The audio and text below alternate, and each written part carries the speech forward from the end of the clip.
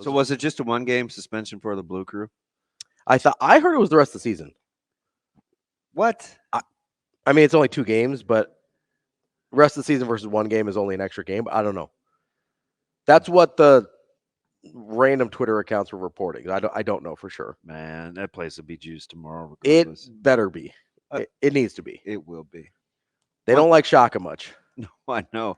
How about Kim just blasting me with the Shaka Smart reference? That's rude. It's rude and it's uncalled for, Kim. Does she know what a disdain you have for Shaka Smart? I imagine she has a very similar disdain. And it's so let's get over that. Exactly. And it's not sleeves under a polo. It's also not the problem with him is his sleeves and polo are also overly baggy. So it looks like he's just like borrowing his dad's clothes. Sorry. And then he gets into a stance and tries to play defense on the other team. So that's the other problem that we have with Shaka. Okay. We're not playing with desperation. Lots of problems with Shaka. Will you be satisfied tomorrow if Shaka gets a technical? I'll be satisfied. Will you feel vindicated? Oh, no, I'll be satisfied if they just boot him. Just say, hey, you don't get to be here anymore. Just go have Coach Mack just mosey on down and stand next to him. Yeah, just be like, you got to go, bud. Just don't say a word. Just go hang out in the general vicinity. Remind him that Coach Mack is 6'10" and he's about 5'11". Yeah. Was it the broadcast? Was it last night or the last time out or the other night? They were referencing Coach Mack's height, and you really don't. You forget about it. You don't think about it until you're standing next to him. He's a big dude. They asked him on he was on a podcast the other day. I can't remember which one. And they asked him if he could still dunk because he dunked at 50, and that was and he's pushing 60 now. And he goes, if we win a national title, I'll try and dunk again. So I remember. So who's the guy that does it every year on his birthday? Is it Marcus Johnson? Maybe. I think it's Marcus Johnson who turns 64, 65, maybe. Yeah, he's a little ahead of Mac. Who dunks it every year on his birthday? Yeah, and he's still doing it. That's aggressive. This was up until last year. I'm pretty sure it's Marcus Johnson. Dr. J was doing it for a while too. Dr. J was dunking pretty deep into the years as well there. So if you want to talk overrate, no, I'm kidding. Okay. I'm not doing it. Let's do it. I'm not. No. Lighting your fuse again? DB here. You already got on me about Jeter and small ball, and so that would Severe call you about that too?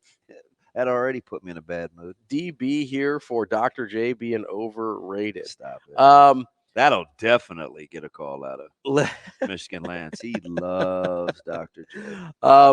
What are y'all making moves out here? Wanted to get back to something we were talking about with Mitch in terms of the potential realignment that we're kind of reading the tea leaves on here. It's a bigger deal than people think. So you mentioned that off air. You go, hey, I'm worried about something with the SEC and Big Ten kind of trying to bully everybody else. Yeah.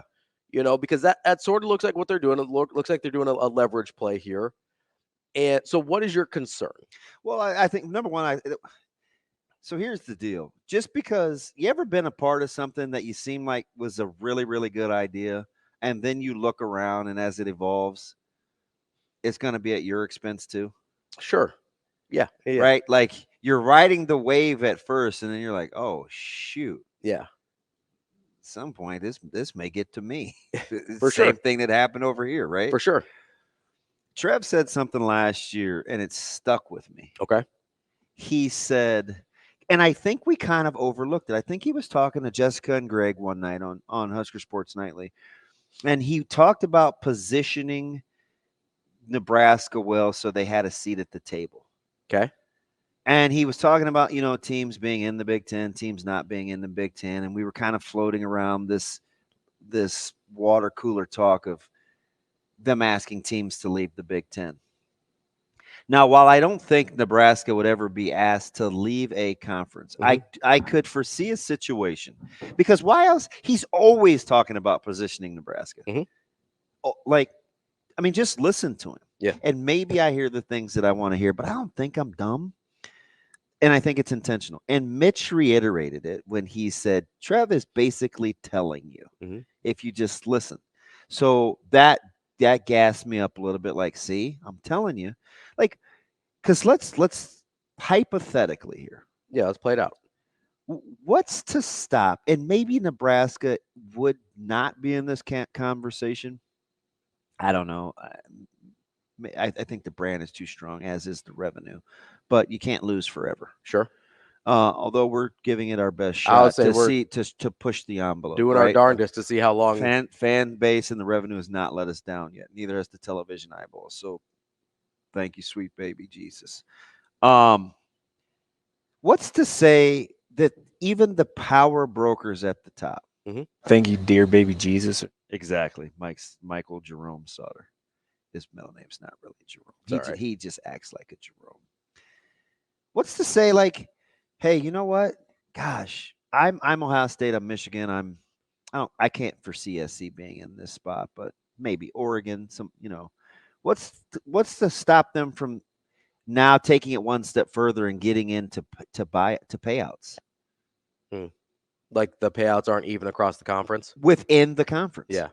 What if they start tiering that bad boy? Well, because here's I think what you're saying. Do you know what I mean? Yeah. So right now, the leverage play is Big Ten and SEC against the rest of the world, right? Yeah. What if once that leverage plays itself out, that the leverage play becomes moves to within conference? Ohio State and Michigan versus Rutgers and Northwestern, or USC and Oregon against Nebraska and Iowa, right? Like, so you're asking, basically, congratulations, you've discovered capitalism.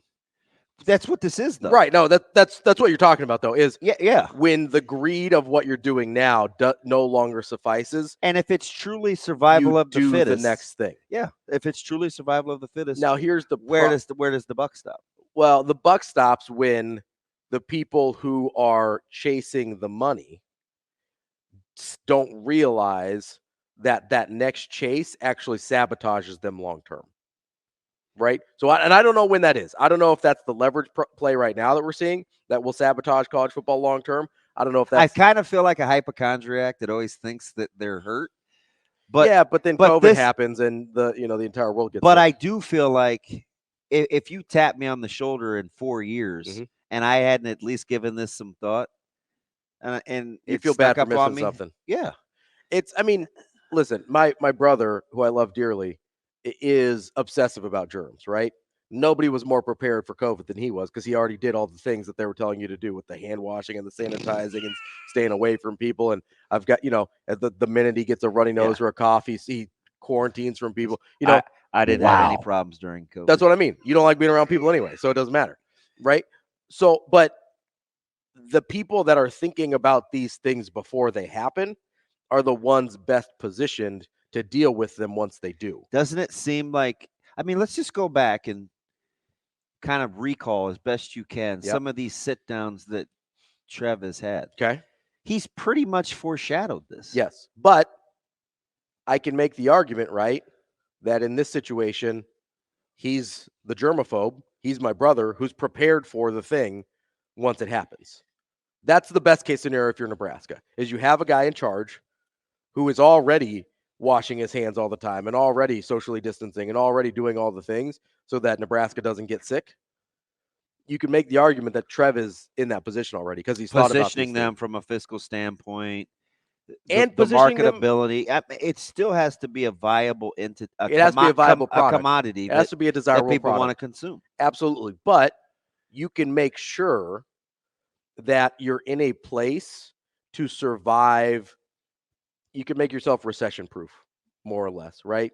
By making I like that term a little bit because I understand it. Economics is a smidge. Right. So you're making your program, and that's what Nebraska, even for their faults and even for the missteps of previous leadership, Nebraska has been recession proof because the market has desired the product still, even when the product hasn't been very good. Right. But if you can put yourself in a position to be desirable by the market, even when, like, let's say Apple puts out a bad product, right?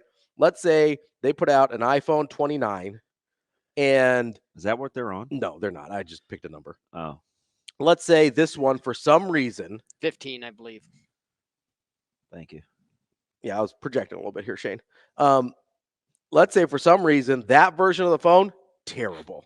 Nobody likes it. They tried a new feature, everybody hates. They tried to update their operating system, everybody hates it. Apple has put itself in a place with the way they run their brand and their company that they can survive a misstep. That's what Trev is trying to do, because Trev can't directly control the product, He can hire the right product engineers and hire the right programmers and stuff like that to try and make sure he gets the best product. Like, couldn't you foresee a deal where cannibalism happens 100%. within the conferences? Because greed knows no bounds. That's my pause for concern. And it should be concerning. What you have to do, we were talking about trust earlier. What you have to do is trust that. It seems like Trev sees that. It seems like he's reading the tea leaves and saying, this is a possibility. How does Nebraska position itself to be on the predator, not the prey? You know what further fosters my paranoia? What's that? The whole. So I think Jim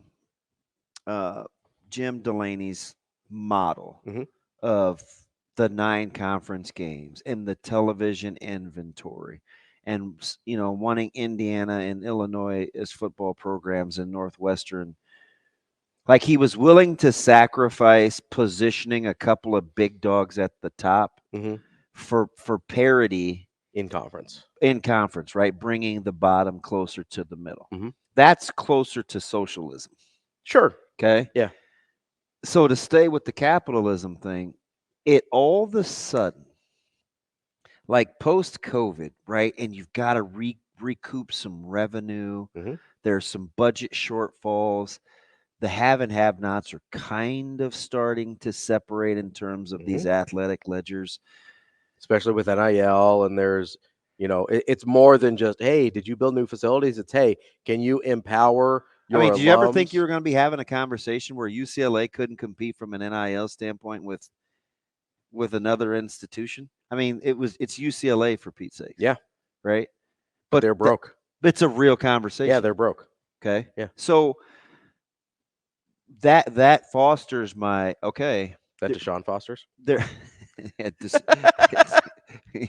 you're starting to act like my enemy here, so get your act together. Deshaun fosters the people.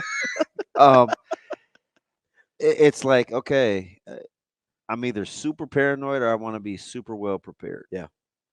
And I hope that this doesn't sneak up on us, because right now you can't really convince me that this is a good idea, even if in the short term Nebraska's on the gravy train. Like, I'm a little reluctant to him. Now, I hope I'm. Is it because at the end of the day, you think when this continues to happen, at some point Nebraska doesn't make the cut? Is that the concern? You have to win sooner rather than later. Right. But let's say even if they do win, right? I don't know if I ever think. So it's two things can be true at once, right? Who's the first one to always tell you, thank goodness for the fan base and to be appreciative of the support? Because I know that level of importance. We can't. I just talked to the boss the other day when he came to West Side. Like, his level of appreciation for the Go Big Red project and like, just his wherewithal of what's going on around the him. Unwavering commitment of the fan base is not to be taken for granted. And it's not normal. I told you last week, it's irrational. Yeah, it is. When Coach Hoiberg, in the best possible way, it is irrational. When Coach Hoiberg was talking about the fan base and them supporting, and Will Compton was like, why wouldn't you come to Nebraska? Like, let's be honest, like, this place is ridiculous. When Coach Rule says we have to guard against this thing being like Disneyland, we need to be on point. We need his reverence for putting a product out there that they can rally around. Like, it's all but the single greatest variable is human behavior. Yeah. So do I think that one day Nebraska's fan base will be like, God, you know what? We're over it. I think I've had enough. Now, they bluffed long enough. Like, I've heard from the vocal minority, oh, they're not getting another. Now, is that really going to happen? I don't know. I Probably mean, maybe some people have fallen off, but you do have to get younger. Right? You're going to have to turn the fan base over. You're going to have to turn the donors over. In order to do that, you have to start winning. Yes. Because that's kind of, and it's a weird thing to keep you up at night, but it's not far-fetched. No. Like, to think that Nebraska and Iowa couldn't be in the same vein of, like, what if they start getting bullied by, the top 4? or Right. something Oregon like that. and Ohio State and You know, Michigan and because if we USC don't and whoever. shake this playoff thing up and start getting some different people in, yeah, they're going to continue to dominate the discussion. Yeah, it's a snowball effect, right? Once the momentum gets going for, the 12 teams or the 16 teams or whatever it is, then it just perpetuates itself, right? Because I just think we're being naive if we don't think that the ruling at Dartmouth matters, if we don't think that there's all these lawyers getting ready to sit on this whole union thing.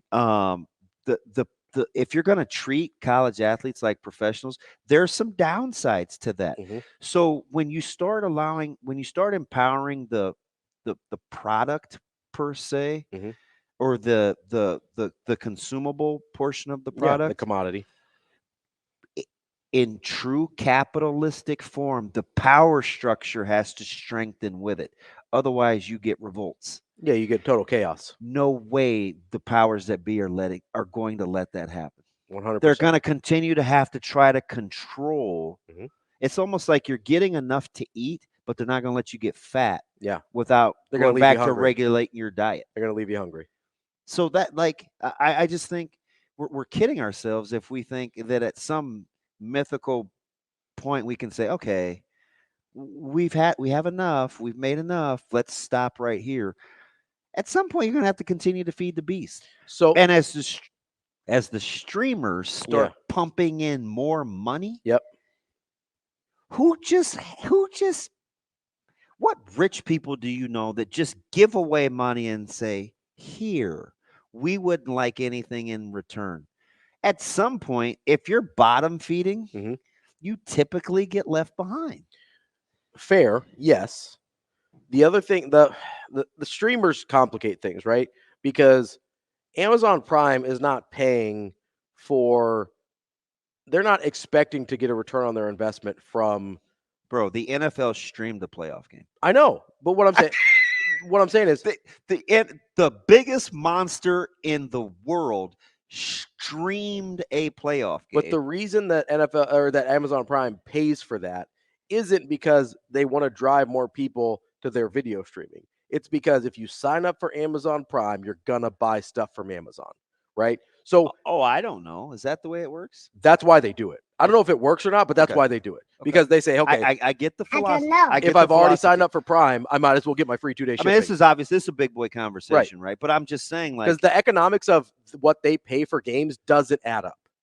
Yeah, they I know. overpay for games, but because the customer is more valuable, like gaining a customer to them is more valuable than whatever they can gain from streaming rights. That's the only reason their streaming platform exists. It's to drive more people to buy things on Amazon. Honestly, it is the most extreme conclusion of the Michelin star rating.